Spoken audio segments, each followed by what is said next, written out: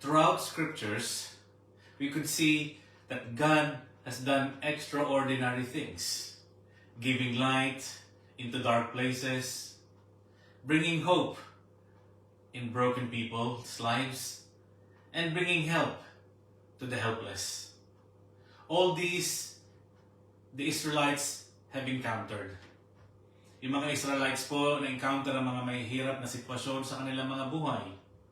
Numbers 13, verse 33. There we saw the giants. The descendants of Anak came from the giants, and we were like grasshoppers in our own sight, and as we were in their sight. Ito pong mga Israelites, as they take over the promised land, may pinadala silang mga spies para mag-scout dun sa area na kanilang ite-take over. At yung mga spies, they've seen the area, they've seen how prosperous the area, but there's one thing that discouraged them. The inhabitants, they're like giants. Sila'y matatangkad, matitupuno, at malalaking tao, at doon sila napangunahan ng takot. In our journey, we will be facing giants of problems, insurmountable issues in our lives na kailangan nating daanan. At yung pagdaan natin na yun ay kailangan nating maranasan na sa ganun tumatag ang ating pananampalataya sa ating Diyos. Today, we are faced with two-part sermon. Ito po yung part 1, Giants Will Fall. Part 1, The Lord's Battle. Let us pray. Heavenly Father, we thank you, Lord, for your goodness. We bless you, O Lord, for your kindness and love that you have given to us. Panginoon, sa umagang ito, patawarin mo nga kami sa aming mga kasalanan. At tulungan niyo kami, Panginoon, anumang bigat ng aming nararanasan, Panginoon, anumang problema na aming dinadala, Panginoon, dalangin ko, maibsan ito ng inyong salita. Tulungan mo kami, Panginoon, na tumingin sa iyo. Anumang hirap ng buhay na aming nararanasan, dalangin ko, Panginoon Diyos, na ang inyong salita ang bigay ng liwanag para kami, Panginoon, patuloy na mamuhay na may pananampalataya. Palayain mo kami kung kami, Panginoon, ay may takot. Palayain mo kami kung kami, Panginoon, ay may pangamba at nawawalan ng pananampalataya sa inyo. Dalangin ko, Panginoon Diyos, gisingin mo ang aming spirito sa umagang ito. Tulungan mo kami, Panginoon Diyos, na magpatuloy na makinig ng inyong salita, na sa ganun, Panginoon, ang aming kaisipan, Panginoon, ay magbago. Dalangin ko, Banal na Spirito, kayo po, Panginoon, ang tumulong sa amin. At ang lahat ng ito ay dinadalangin namin sa pangalan ng aming Panginoong Hesus. Amen. 1 Samuel chapter 17, 4-16. A champion named Goliath, who was from Gath, came out of the Philistine camp. His height was 6 cubits and a span.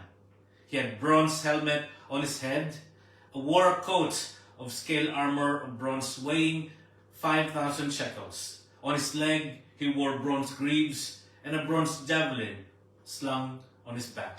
His spear shaft was like a weaver's rod, and in its iron point weighed 600 shekels. His shield bearer went ahead of him. Goliath stood and shouted to the ranks of Israel, "Why do you come out and line up for battle? Am I not a Philistine? And are you not servants of Saul? Choose a man and have him come down to me. If he is able to fight and kill me, we will become your subjects. But if I overcome him and kill him, you will become our subjects and serve us." Then the Philistines said, "This day I defy the armies of Israel. Give me a man and let us fight each other." On hearing this Philistine word, Saul and all Israel were dismayed and terrified. Now David was the son of Ephrathite named Jesse, who was from Bethlehem in Judah. Jesse had 8 sons, and in Saul's time he was very old. Jesse's 3 oldest sons had followed Saul to the war. The firstborn was Eliab, the second Abinadab, and the third Shammah. David was the youngest. The 3 oldest followed Saul, but David went back and forth from Saul to tend father's sheep at Bethlehem. For 40 days, the Philistine came forward every morning and every evening to take his stand. Salamat sa pagbabasa ng salita ng Panginoon.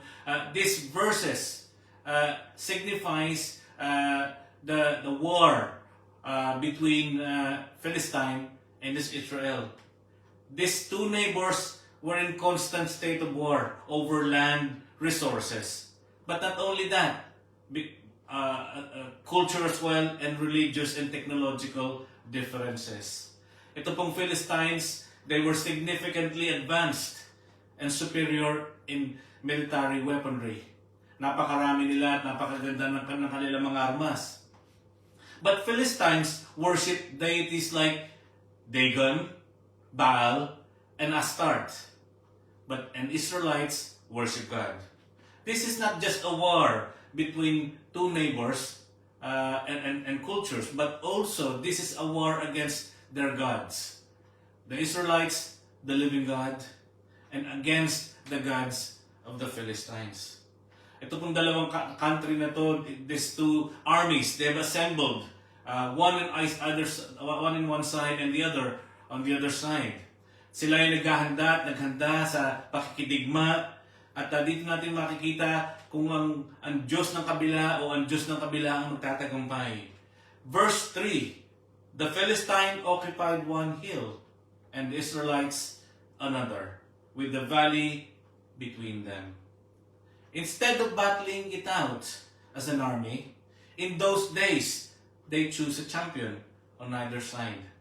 They will battle each other. Sila magdidigma sa kanilang dalawa, at kung sino manalo, the army wins. At sila yung magte-take over at sa kanila magsaserve yung bansa na kanilang tinalo. What can we learn from this story?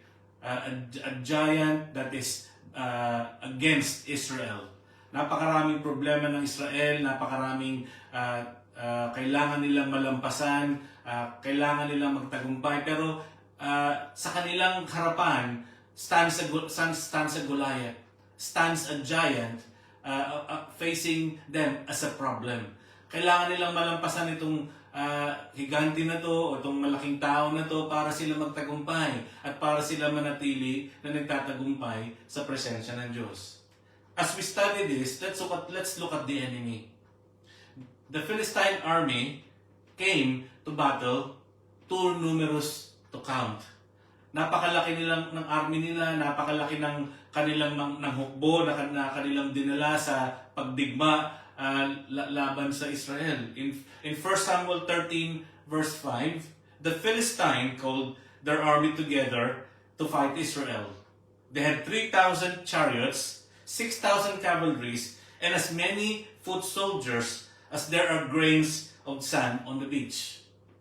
In some translations, 3,000 chariots was 30,000 in all translations. But the Philistines assembled a massive force to fight against Saul's army. Napakarami nilang lalaban sa Israel. Napakarami nilang hukbo. Sa mga tao pa lang, hindi na mabilang. Napakalaking problema kung ikaw yung hari na ang kalaban mo ay napakaraming tao na haharapin mo. And in Saul's thinking, napakarami itong kalabang namin. Paano kaya namin ito matatalo? Whereas Saul's army, the Israel's army, were only 3,000 special troops. At yung iba, pinauwi pa ni Saul. 2,000 was chosen to fight this many Philistines' army. And then the other 1,000 was given to Jonathan, Saul's son, to fight in another area. So 3,000 plus 6,000 plus innumerable foot soldiers against 2,000 Israelites army. Kung iisipin natin, napaka-insurmountable ng problema na hinaharap ni Saul bilang hari ng Israel. Hindi natin naiisip na doon sa mga panahon na yon, ganun din tayo. Umaharap tayo sa mga bagay na hindi natin iniisip na kaya ba natin itong labanan. Another is the weaponry. The enemy is well advanced, superior in weaponry. they've got spears, they've got marami silang espada, marami silang bow and arrow. Yung kanilang spirit was far advanced compared to the Israelites. Kumbaga sa modern day warfare, meron silang mga tangke, meron silang mga nuclear weapons, meron silang mga ganitong mga bagay. But here, we could see that Israel was far less superior. Napakababa ng kanilang mga weaponry to fight Philistines. In fact, in 1 Samuel 13:19-21, there were no blacksmiths in the land of Israel in those days. The Philistines would not allow them for fear that they would make swords and spears for the Hebrews. Ito yung fear ng mga Philistines, kaya walang blacksmiths na tinray ng Philistines sa Israel. Kung meron man silang ipapagawa, pupunta sila sa Philistine to sharpen it. Yung mga plows na kailangang patalasin, pinuhin, pupunta sila sa mga Philistine blacksmiths for them to do the work. At babayaran nila yung mga Philistine blacksmiths ng karagdagang pera o anumang kaya nilang ibayad para lang magawa yung trabaho na kailangan nilang paggawa. Israel's weaponry was way below their enemies' advancements. And to think, ganun din tayo, parang incapable tayong lumaban sa mga problema na dinadala natin. Incapable tayo na lumaban dahil sa sarili natin tayo nakatingin. Thirdly, their champion. And we look at the champions, or the champion of Philistine. He was a towering giant. The Philistines have got a towering giant named Goliath. In verse 4, a champion named Goliath, who was from Gath, came out of the Philistine camp. His height was 6 cubits and a span. Tinignan ko po ito at tinignan ko ito kung ano bang measurement ito sa ating panahon ngayon. It was 9 feet, 9 inches. Nearly 10 feet tall itong giant na ito. At kung si David at kung tayo ang lalaban doon, I might be or nearly double as Goliath. Ang tangkad ko ay doble ng tangkad ni Goliath. So ako'y napakaliit para sa kanya. At ganun din siguro si David. So here, if we look at the proponents o yung dalawang taong magbabattle, lamang na lamang si Goliath as far as his height, as far as his weaponry, as far as his army. But also, the weapons, the armor. Ano bang armor nitong giant na to? He's got a helmet of bronze, a protective coat, which is bronze weighing about 5,000 shekels. Ang tibay-tibay siguro ng kanyang armor. He's got bronze armor on his legs. He's got a javelin on his back. His spears weighing about 600 shekels. And he's got a shield bearer, walking in front of him, ahead of him. Meron pa siyang assistant na tagadala ng kanyang shield. Diba? So, yung advancement, yung kanyang tangkad, yung kanyang weaponry is far superior than yung kanyang kalaban na si David. On hearing this, the Philistine words, Saul and the Israelites were dismayed and terrified.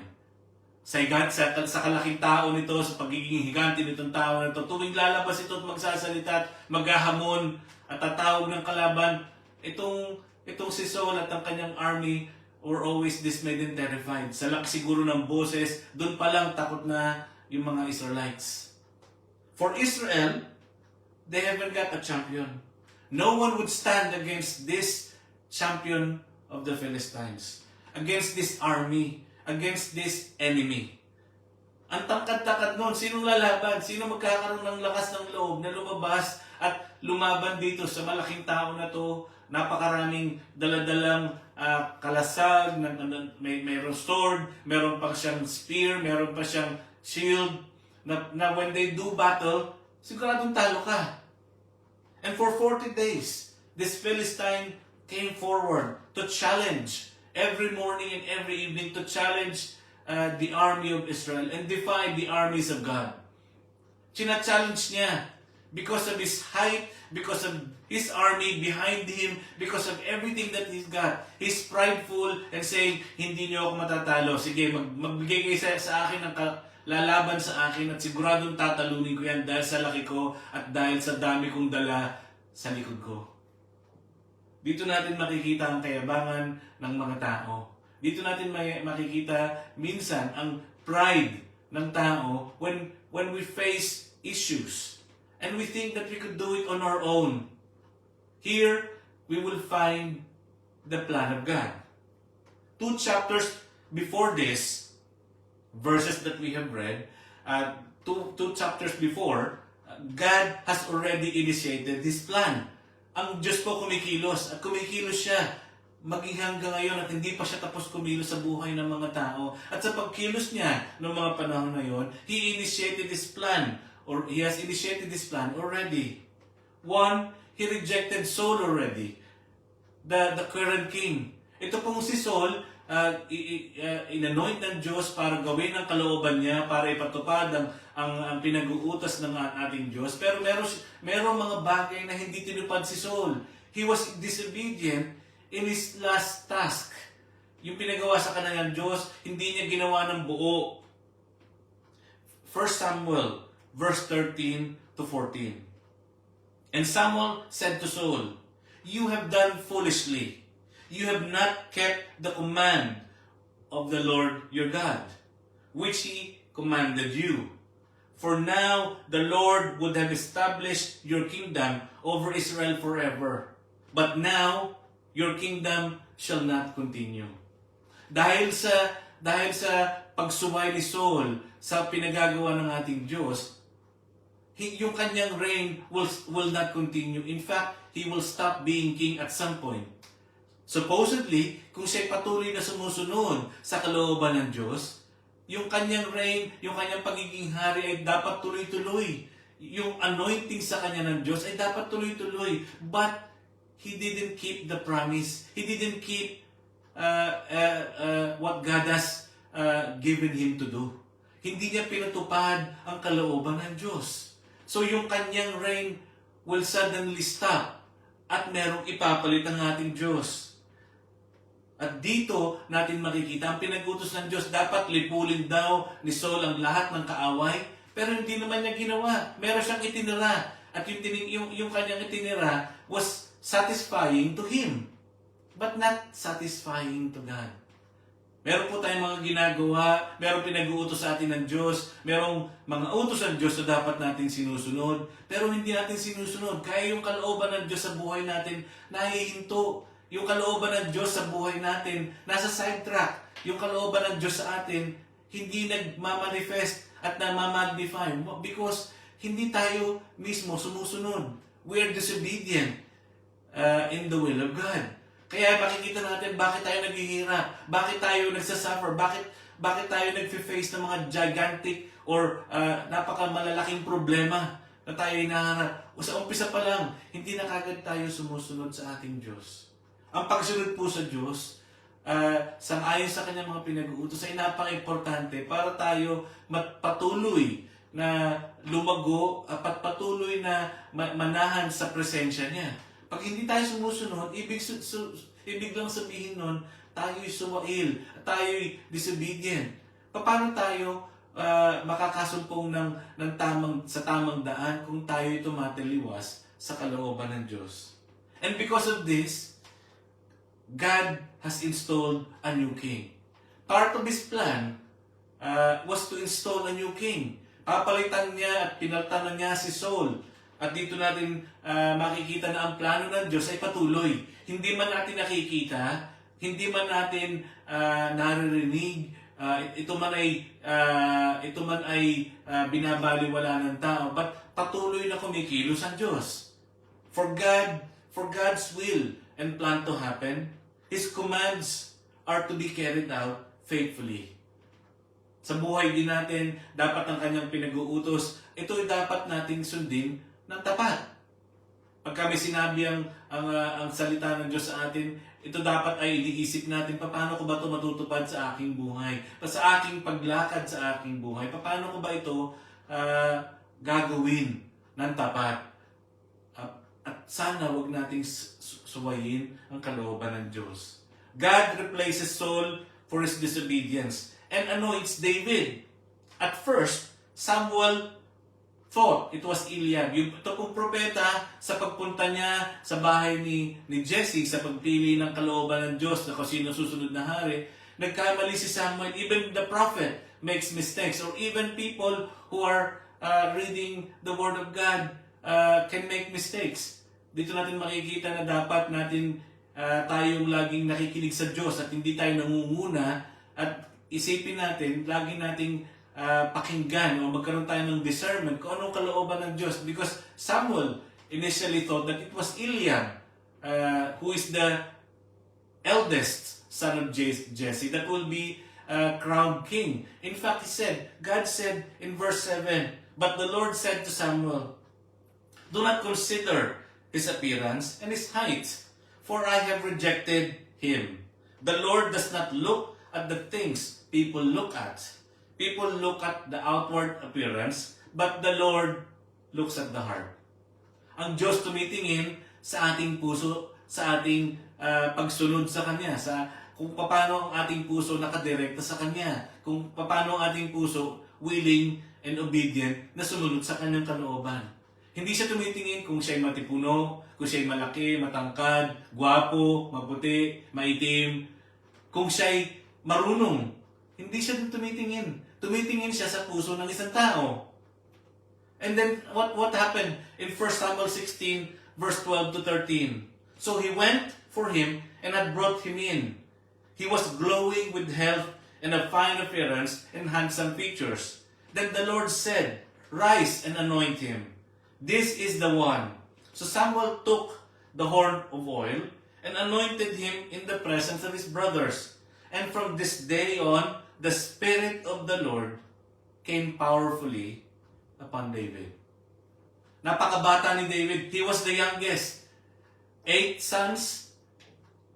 Pinakamatanda si Eliab, but David was the youngest. And God placed His anointing, His Spirit on David. Napakabata ni David. He was like 13 to 15 years old when this happened. Why? Because this person that God anointed, he had a heart after God's own heart. He's a man after God's own heart.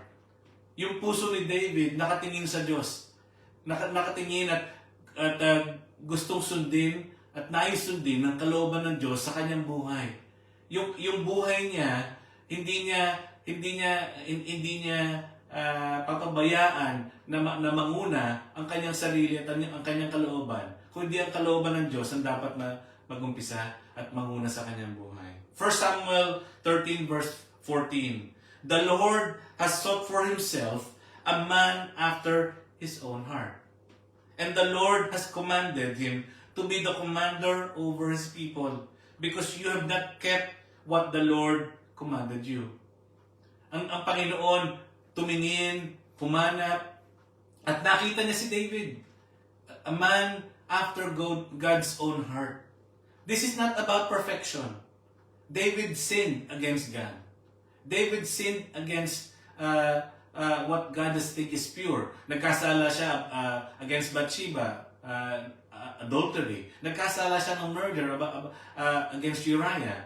So, hindi naman ito perfection ang pinagtitingin ng Diyos. But he was readily insistent na gusto niyang humingi ng tawad nung yun ay nangyari. Siya ay nagbigay kagad ng kanyang puso sa ating Diyos. Siya ay nagsisi kagad. Siya ay humingi ng tawad. At alam niya, nagkamali siya sa ating Diyos. Pinrioritize niya yung God's will over His own. His genuine repentant heart that seeks to please God above all else. With true faith that God can redeem him. And his unwavering trust in God. Yung kanyang mga psalms na binanggit, di ba? We've been reading that in our quiet time, how David worships God using his psalms and his obedience and service. A man after God's own heart. But not only that that he was anointed to be the new king, he was also given the power of the Spirit of God. The Spirit of God was with him. It came down powerfully on David. Kailangan natin ng kapangyarihan ng Espiritu ng Diyos. Nandun si Goliath, 3,000 chariots or 30,000 chariots, 6,000 horsemen, and innumerable sort of foot soldiers behind him. He's 9 feet 9 inches tall. Matangkad siya, marami siyang daladalang weaponry, but he is on his own, thinking that he can defeat David on his own strength. But here we've got the power of the Spirit of God on David. The Spirit of God, the Spirit of the living God, the God who created the heavens and the earth, was with David. Sino man nanalo? Ang Diyos na may lalang ng langit at lupa o ang kanyang nilalang lamang? Ang kapangyarihan ng Diyos o kapangyarihan ng tao? Dapat nating naiisip na ang kapangyarihan ng Diyos ang tutugon doon sa higanting problema ng mga Israel at ganoon din sa higanting problema natin. At kung hindi natin iniisip yun, kung hindi natin pinananampalatayaan ang Diyos ang tutulong sa mga higanting problema natin, kanino pa tayo titingin? Sa sarili natin? Hindi na nga natin kayang gawin. Diba? Yung iba, hirap na hirap. Yung iba, nawawala ng pag-asa. Yung iba, nag-give up na. Kasi sa sarili tayo nakatingin natin. Hindi dapat tayo nakatingin sa ating mga sarili lamang. Dapat sa kapangyarihan at Espiritu ng Diyos tayo nakatingin na nagbibigay sa atin ng kalakasan. The power of the Spirit of God was with David. God chose David and gave him divine power, equipping David to do God's work. Narinig po natin yun. Binigay ng Diyos ang kanyang spirito kay David. And the Spirit of God is the power that David needed to do God's work. Not to do work for himself. Para gawin niya ang kalooban ng Diyos. Binigyan siya ng Diyos ng kapangyarihan ng Espiritu kasi gagawin niya yung kalooban ng Diyos, hindi yung kalooban niya. And this Spirit of God that was with David is a confirmation that God is with him or was with him. Isipin niyo, kasama niya ang Diyos sa lahat ng kanyang ginagawa, sa lahat ng kanyang iisipin, sa lahat ng kanyang battles na haharapin, kasama niya ang Diyos ng langit at lupa. The power of God was behind David. How could he lose? Or how could we lose if we've got the Spirit of God behind us or within us? Paano tayo matatalo? Ang kaso, nasa atin ba ang Espiritu ng Diyos? Iniisip ba natin yun? Anong Espiritu ang nasa atin? Tayo ba ay talunan? Anong spirito nasa atin? Tayo ba ay laging nagagapi? Anong spirito na nasa atin? Tayo ba ay laging nag-give up? Anong spirito na nasa atin? Kailangan natin ng spirito ng Diyos. Why? Because the Spirit of God will bring victory to His anointed. Yung spirito ng Diyos ang magbibigay ng victory doon sa kanyang inanoint. At kung nasa atin ang spirito ng Diyos, tayo lahat ay anointed. Hindi tayo kailangan maging hari na katulad ni David. Hindi tayo kailangan maging hari na katulad ni Saul. Hindi tayo kailangan maging Moses para tayo ma-anoint ng Espiritu ng Diyos. Dahil kung tayo tatanggap sa ating Panginoong Hesus, tayo'y bibigyan niya ng kanyang banal na Espiritu. At yun ang maglalagay sa ating mga buhay. At yun, yung Espiritu ng Diyos, yun ang panlaban natin sa pagkagulo ng mundo na to.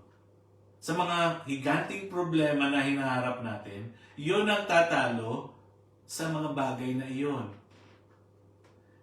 And we could see that to bring victory through His anointed, the pride of men will not mock God. Napakayabang ni Goliath for 40 days, morning and evening.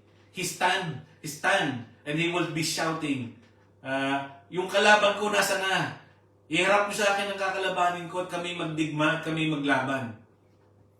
Napakayabang niya dahil kumpleto siya sa mga armory, kumpleto siya sa mga weapons. Meron pa siyang napakaraming sundalo sa likod niya at napakatangkad pa niya.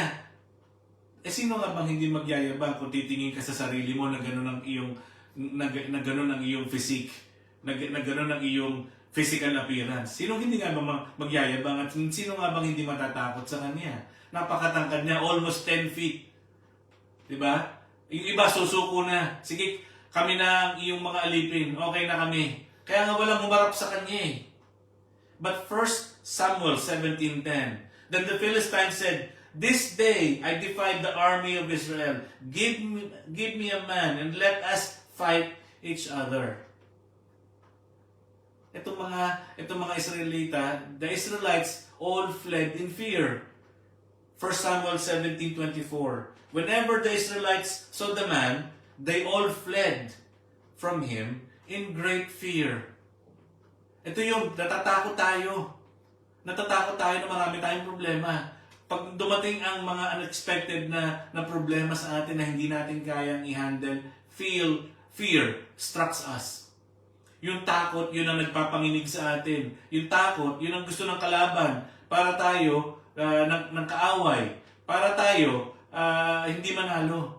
Tatakutin niya tayo at pag tayo natakot na, ano pang laban natin? Pero dito makikita natin, David stood in the gap. Ang kanyang pananampalataya sa Diyos, ang kapangyarihan ng Diyos ay nasa kanya. At yung tiwala niya sa Diyos, hindi na blind. At yun ang nagbigay sa kanya ng liwanag para sabihin sa 1 Samuel 17:26, "Who is this uncircumcised Philistine that should defy the armies of the living God?" Sino siya? Siya ay tao lamang.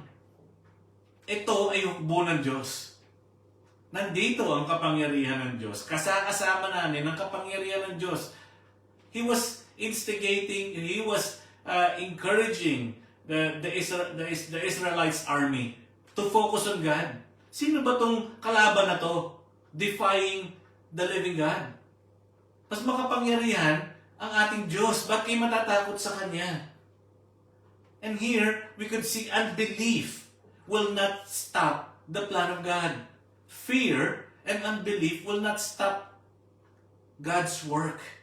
Sa kalagitnaan nyo, kung merong hindi naniniwala, merong isa na naniniwala, yung naniniwala na yon ang patuloy na magiging daluyan ng kapangyarihan ng Diyos. At dahil ang hindi pagtitiwala sa Diyos, ang hindi pananampalataya sa Diyos, ang iyong takot, hindi ihinto yun sa kapangyarihan ng Diyos, sa kalooban ng Diyos. It will not stop the plan of God. Nothing can stop God's work in our midst. Patuloy pa rin yung gawain ng Diyos. Kung hindi ka naniniwala, di sa iba magda-divert yung kalooban ng Diyos sa mga taong naniniwala. Kung sa inyong grupo, sampu sa inyo hindi naniniwala, merong isa naniniwala, di doon sa isa na yun, dadaloy ang kapangyarihan ng Diyos. Pero walang hihinto sa kalooban ng Diyos, sa kapangyarihan ng Diyos. King Saul should be the one leading in believing. But his doubts affected his army. Yung mismong hari ang natatakot. Yung mismong hari ang nangunguna sa takot. Paano na yung kanyang hukbo? Paano yung kanyang army? Paano yung kanyang army magtitiwala sa Diyos kung mismong yung hari nawala na ng pananampalataya sa Diyos? 1 Samuel 17:33. Saul replied, "You're not able to go out against this Philistine and fight him. You're only a young man, and he has been a warrior from his youth." So sabi niya dito kay David, ikaw ay bata lamang. Hindi ka pwedeng lumaban dahil itong tao na to, malaki na, matangkad na, marami pang weapons, at siya pa'y tested, battle-tested pa siya, ikaw'y novice. Di ba? Wala kang alam sa laban. So, sino nang lalaban kung hindi lalaban si David? So, makikita natin dito na dapat yung leadership mismo ang meron pananampalataya.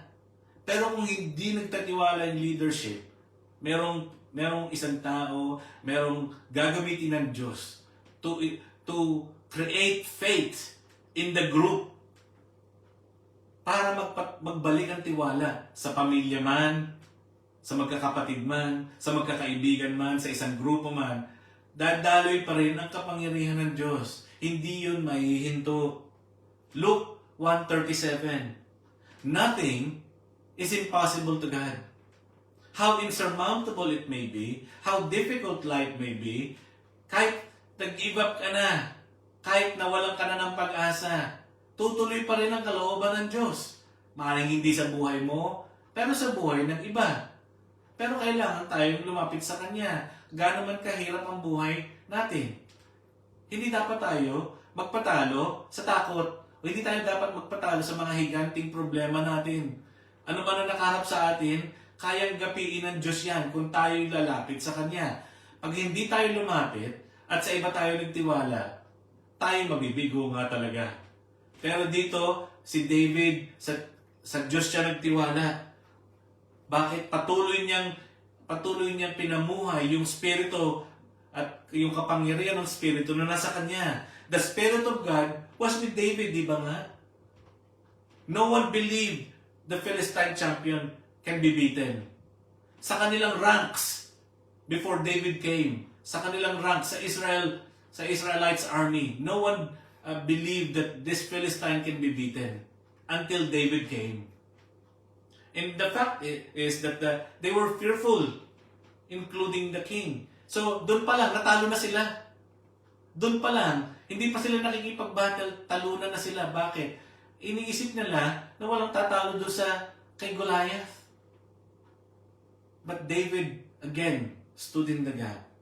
1 Samuel 16:13. So Samuel took the horn and anointed him in the presence of brothers. And the Spirit of the Lord came powerfully upon David. Ito yung X-factor. Yung kapangyarihan ng Diyos. The Spirit of God that brings power unto a believer. Hindi naman nagtagumpay si David dahil sa kanyang kalakasan. In fact, he's weak. He's only a teenager. Hindi siya malaki. Hindi siya matangkad. Wala siyang armas, makikita natin mamaya. Wala siyang katakot-takot na soldier behind him. Lahat nga takot. Lahat nga nag-flee whenever they hear Goliath's pronouncements. When Goliath stands and challenges a champion from the other side, they all flee in fear. But David was empowered by the Spirit of God. That is the difference. And that will make the big difference. He believed that God will give them victory. He believed that God will give them victory. 1 Samuel 17:32. David said to Saul, "Let no one lose heart on the account of this Philistine. Your servant will go and fight him." They've lost their heart already. When they saw the Philistine being 9 feet 9 inches tall, like 10 feet already, nag-drop yung kanilang courage. Nag-drop yung kanilang bravery. Natakot na kagad sila. Napakatangkad ng kanilang kalaban. Ano pang laban ko dyan? Nawala na sila ng lakas na lumaban. Di ba pag umaharap tayo sa mga problema natin, pagka napakalaki ng ating problema, sakit man yan, problema man yan sa pamilya, may utang o malaking babayaran, pagka nakita natin yung halaga o nakita natin kung gaano kalaki yung problema, sometimes we give up. Sometimes we lose heart. Sometimes we lose courage. But here, David said, don't lose heart. Don't lose your heart. Nandyan inilalagay ng Diyos ang bravery and courage. Hindi sa sarili mo, yung courage manggagaling, pero sa Diyos manggagaling yung courage. The Israel's army have lost their heart and faith in God. Yung kanilang courage is gone. Even Saul, you cannot fight him, sabi nga ni Saul. But, even though David was just a youth, God is with him, or was with him. Sabi ng iba, no match ka dyan. He's a towering giant. He's got all the armory and weaponry behind him, and he's got thousands and thousands of soldiers behind him. And David said, I've beaten a lion and a bear. I both killed them. God was with me in pursuing the bear and the lion. He was just a little shepherd protecting God's army. Siya yung shepherd dito. But God is the real shepherd using David, di ba? The Lord is my shepherd, I shall not want. Ito yung sinabi ni David sa Psalms 23. Di ba? God is his shepherd. But here in this encounter, God used David as the little shepherd for the army of Israel. He's using David to protect his army.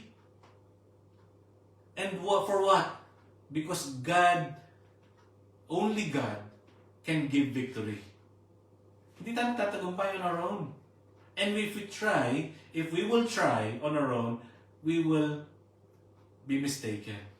Matatalo tayo kasi kung gagamitin natin ang ating lakas, hindi natin kaya nang wala ang Diyos.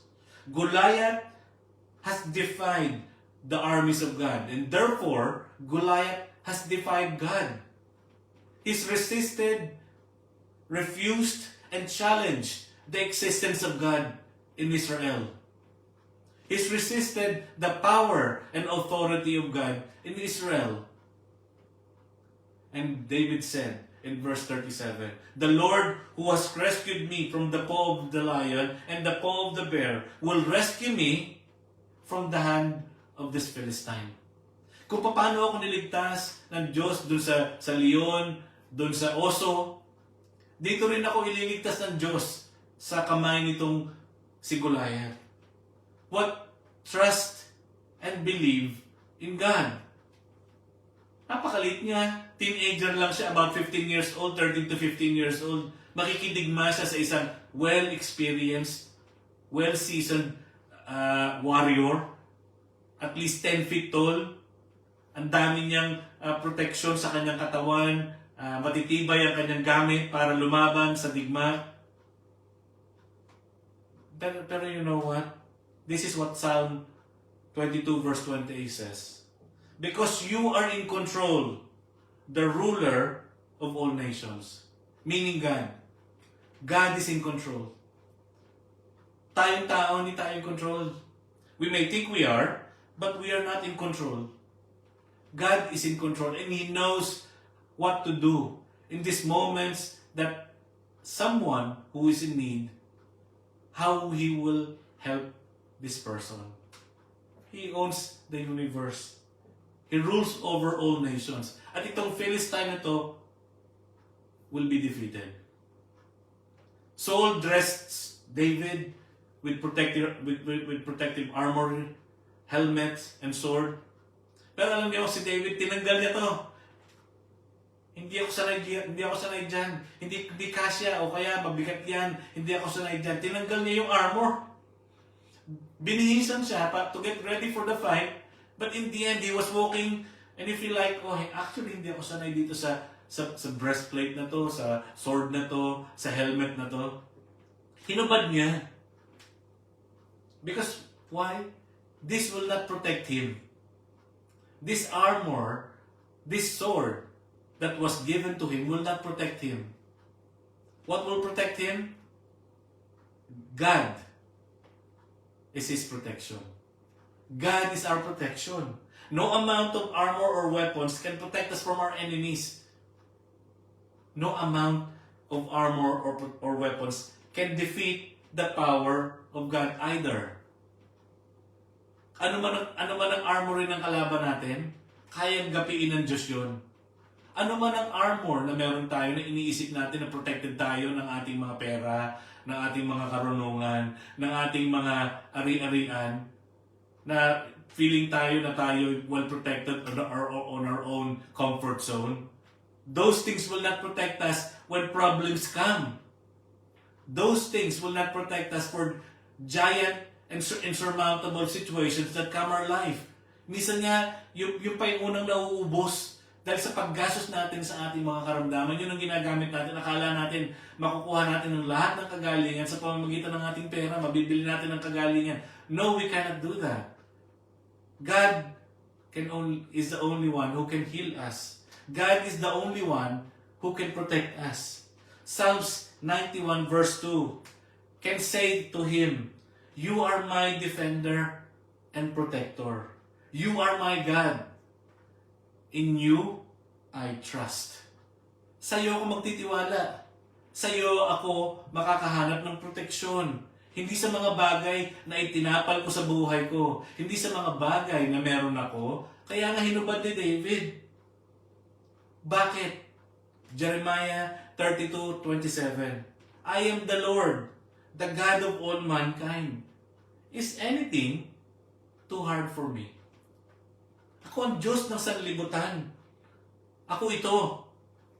Meron bang mahirap para sa akin? Meron bang mahirap sa mga taong nagtitiwala sa akin? Walang mahirap. Kung kayo nagtitiwala, kung tayo nagtitiwala sa Diyos, walang mahirap sa Diyos. Bakit? Kasi ang Diyos ang tutulong sa ating kahirapan. Hindi tayo gagawa para sa ating kahirapan. Siya ang tutulong sa atin. Kaya lang, saan natin itinitingin ang ating mga mata para solvein or solusyonan ang ating kahirapan. Minsan gumagawa tayo ng kamalian para lang masolusyonan ang ating kahirapan. Gumagawa tayo ng hindi kanais-nais sa Diyos. Tumataliwas tayo sa kalooban ng Diyos para solusyonan natin ang ating kahirapan. Ang ating problema, gumagawa tayo ng iba. Imbis na pumunta tayo sa Diyos kung saan tayo lumilingon.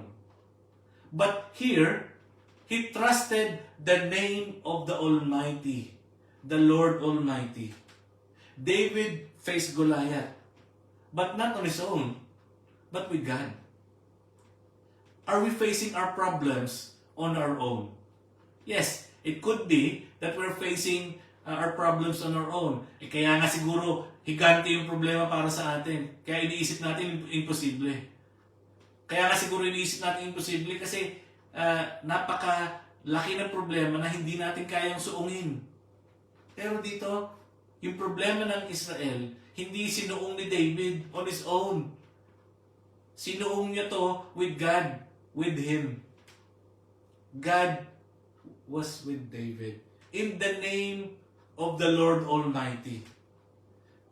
David did not come on his name. Hindi niya nilabanan na si Goliath na, akong lalaban sa iyo in my name I'll defeat you. Not in the name of King Saul that he battled with Goliath. Sige, lalabanan kita in the name of my king Saul, I will defeat you. No. But in the name of God. In the name of the Almighty. Tayo lalaban dapat tayo sa pangalan ng Diyos. Dahil ang pangalan ng Diyos matatag. Dahil ang pangalan ng Diyos walang tatalo. There is none like Him. Diba? Isaiah 40:28. Do you not know? Have you not heard? The Lord is the everlasting God, the Creator of the ends of the earth. Yung kalaban mo, si Goliath, dinalang din ng Diyos yan. Yung kanyang mga battle gear, galing sa nilalang ng Diyos. Yung kalakasan mo, galing sa paglalang ng Diyos. So kaya kang palakasin ng Diyos, kaya kang bigyan ng Diyos ng panlaban sa mga problema kung tayo'y titingin sa Kanya dahil walang imposible sa Kanya. Isaiah 45 verse 18, and He says, I am the Lord, there is no other. Kung meron man Diyos-Diyosan, yung mga Philistines na yan, si Dagon man yan, si Baal man yan, si Astarte man yan, kung sino man Diyos ang tawagin niya, yun ay mga patay na Diyos, hindi totoong Diyos yun. Ako ang totoong Diyos. At sinasabi ko sa ating lahat, ang Diyos natin ang totoong Diyos. May mga mandarambong man, may mga manluloko man sa atin, huwag tayo mawalan ng pag-asa. Mawawalan tayo ng pag-asa pag sa kanila tayo nakatingin. Pero pag sa Diyos tayo nakatingin, ano man ang ginagawa ng mga tao na yon, baliwala yun. Dahil sila lilipas din. Matatapos din ang kanilang reign. Katulad ni Saul na nawala ng pananampalataya sa Diyos. Natapos ang kanyang reign. Ipinalit niya si David. God is sovereign. Hindi nakikita ng Diyos ang nangyayari sa ating lahat. At ang lahat ng mga bagay o mga tao na nakikita nila ngayon na makapangyarihan sila ay lilipas din sa panahon ng Diyos. Hindi sa panahon natin, hindi sa timing natin, pero sa panahon ng Diyos, lilipas din sila. And 1 Samuel 17:46, ito ang sabi ni David, "Then the whole world will know that Israel has a real God." Makikita ng buong mundo na ang Diyos namin ay totoo. Hindi katulad ng Diyos-Diyosan nyo na tinatawag nyo pero hindi naman sumasagot. Hindi katulad ng Diyos nyo na hindi naman talaga kumikilos. Iyan ay estatwa lamang. Ang Diyos namin ay totoo, may gawa ng langit at lupa. At dahil kami ay nananampalataya sa Kanya, kami ay magtatagumpay sa pangalan Niya. Hindi sa pangalan ng aming hari, hindi sa pangalan ko, kundi sa pangalan Niya. And this is what the world needs to know. That God is working. That God is alive and powerful. Not just today, but forever. Hindi lang sa problema mo siya alive. Hindi lang sa problema mo siya makikita. Sa bawat buhay ng tao, pwede natin makita ang Diyos. Dahil kumikilos ang Diyos, palagi. Hindi siya tumitigil. And what would His name do? The Lord saves. Ililigtas siya ng Diyos. Ililigtas yung Israel ng Diyos. Ang pagliligtas nasa pangalan ng Diyos. Anong hawak ni David? Hinubad niya yung armor, hinubad niya yung breastplate, tinanggal niya yung sword. What was in his hands in verse 40 ng ating binabasa? Meron siyang staff on his hand. He chose 5 stones and placed him in a pouch in his shepherd's bag and a sling in his hand. Tatlo lang ang kasama ni David. Tatlo lang na weaponry ang kasama niya. Physically. Yung mga bato, yung staff, at yung sling. Pero sino nasa kanya? Ang Diyos na may gawa ng langit at lupa. Sabi ko nga kanina, that made the whole difference. God was with David. Wala kay Goliath. Ang nakay Goliath, yung iniisip niya mga Diyos-Diyos niya na si Dagon, si Baal, at saka si Astarte. Akala niya kasama niya yung mga Diyos-Diyosan niya. Pero God was with David.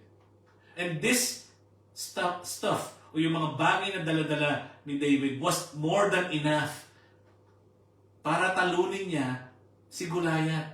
Because God was already with him. And because the Lord saves, God saved David from this prideful giant. Ang yabang ni Goliath, morning and night, tumatayo siya. He's challenging the army and defying the armies of God. Sinong lalaban sa akin? For 40 days. Sige na, naghihintay ako dito, tatalunin ko kayo. Ano sabi ni Goliath?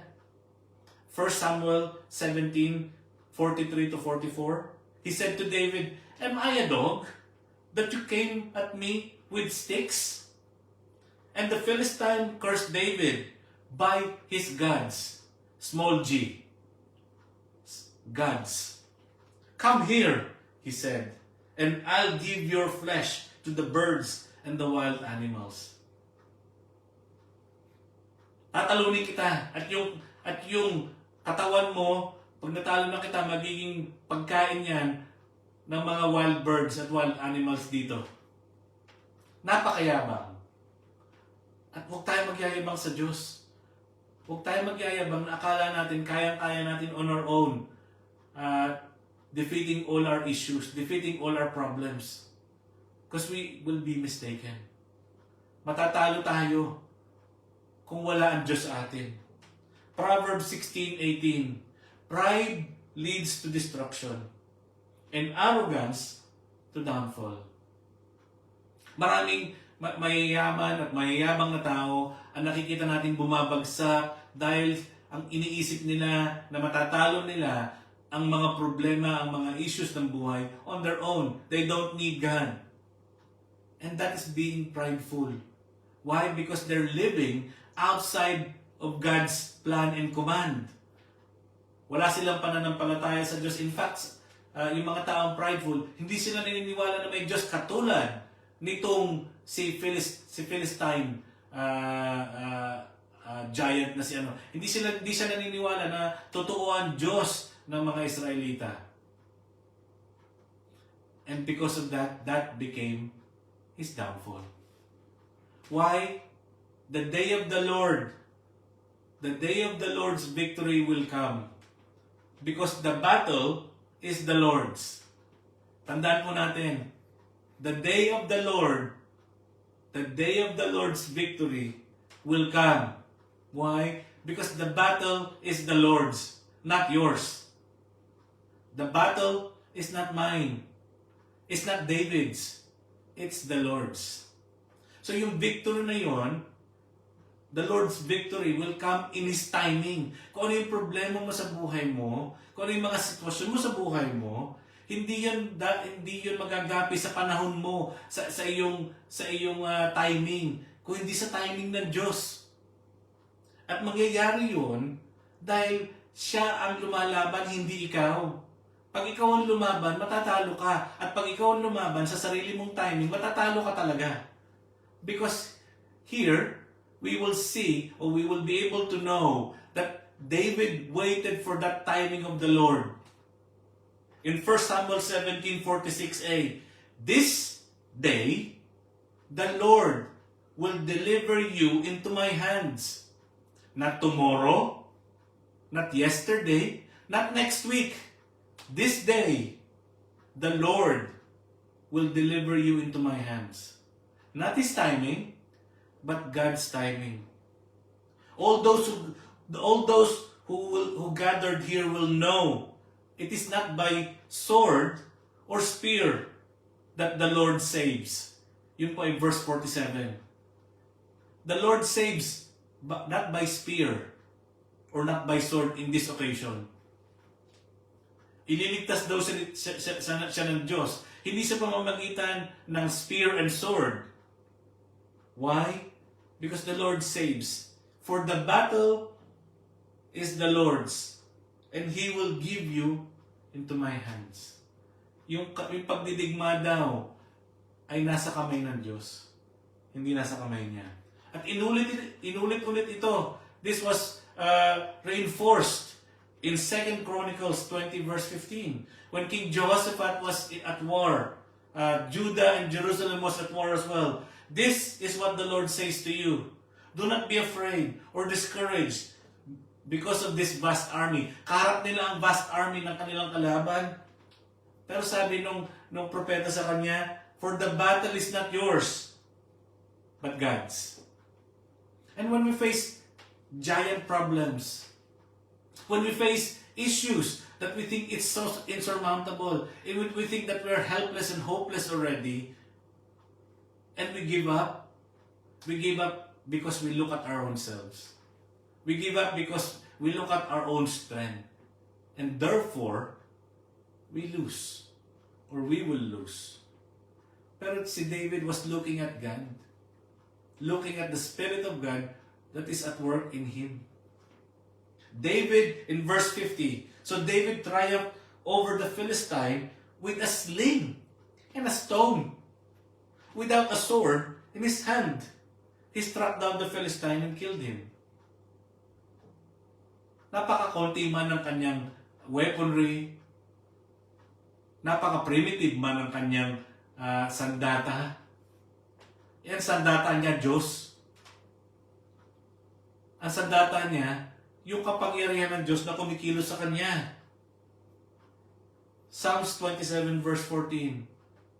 Wait for the Lord. Be strong and take heart. And wait for the Lord. Huwag nating madaliin yung problema. Huwag nating madaliin solusyonan kagad natin ang problema. Maghintay tayo sa Diyos. Paano tayo maghihintay? Manalangin tayo, magbasa tayo ng Kanyang salita, makipagniig tayo sa Kanya, hanapin natin ang Diyos, tunghayan natin ang Diyos, maghintay tayo sa sasabihin at sa papagawa niya sa atin. Paano natin makikita? Magbasa tayo ng Kanyang salita. Hindi tayo mabibigyan ng Diyos ng tamang hakbang kung hindi natin alam ang Kanyang salita, kung hindi natin siya kilala. Kaya pag hinahanap natin siya, sasabihin natin, nasan ba ang Diyos? May alam ka ba sa salita ng Diyos para siya makapagsalita sa buhay mo? Kung wala, paano siya makakapagsalita sa buhay mo? Yung salita ng Diyos, yun ang mangungusap para sa atin. Yun ang magbibigay sa atin ng karunungan para siya makapangusap sa ating mga buhay. God gave David victory. A giant problem, a giant terrorizing problem. Diba? Insurmountable. Parang talo na sila. Lahat nag-give up na. But God went into the gap. A sling and a stone. Not a sword. A young and simple, humble shepherd. Likely was only 15 years old. 15 years old. Ano kayang gawin ng 15 years old sa isip-isip natin? Hindi pa tapos ng high school yan. Diba? Hindi pa nagka-college yan, hindi pa nag-university yan. Anong alam niyan sa buhay? But David has experienced and has been experiencing God's presence already in his life, even at young age. That made the difference. God. And Israel, because of him, was saved as well. Hindi lang siya yung naligtas. Ang naligtas yung buong hukbo, yung buong army ng Israel. Their victory is God's victory. Why? Because this is a war not just of armies, but this is a war between gods. And their God was false. David's God is real, living, alive, and powerful. Yung sa kanilang Diyosan lang yon. Ang Diyos na pinagsisilbihan ni David ay totoo, buhay, makapangyarihan, at dapat sundin at pakinggan. At kung tayo lalapit sa Kanya, walang imposible sa Kanya. Diba? For His Word will never ever fail. And that's the reason why, because His Word will never ever fail, there is nothing impossible to Him. It is the Lord's battle. Therefore, victory will come. If you are a true follower and believer, victory will come. Just wait. Maghintay tayo. Hindi tayo magmadali. Dahil iba ang timing ng Diyos sa timing ng tao. At pag minadali natin, tayo lang ang matatalo. Dahil i-implement natin ang ating kagustuhan. Nawa, tayo nakarinig ng katotohanan galing sa salita ng Diyos. Sabi ko nga, this is a two-part message. At sa isang linggo, babalikan natin ito. May part 2. Giants will fall. At nawa, tunghayan nyo at samahan nyo ako muli sa susunod na linggo. But I would just like give this as a parting verse. A benediction. The Lord bless you and keep you. The Lord make His face shine on you and be gracious to you. The Lord turn His face towards you and give you peace. In this moment that we are having a lot of difficulties, giants of problems, insurmountable issues, this peace of God may be with us. Let us pray. Heavenly Father, we thank you, Lord, for this moment that we have heard your words speak in our midst. And as you have spoken, help us to listen to your powerful words, O God. And as we listen to your powerful words, may it open our eyes, our ears, our spirit and soul, our heart and mind, that we may cling to you, that we may come to you for help. Not on the things that we have, not on the things that we own, not on our own strength, but your strength, O God.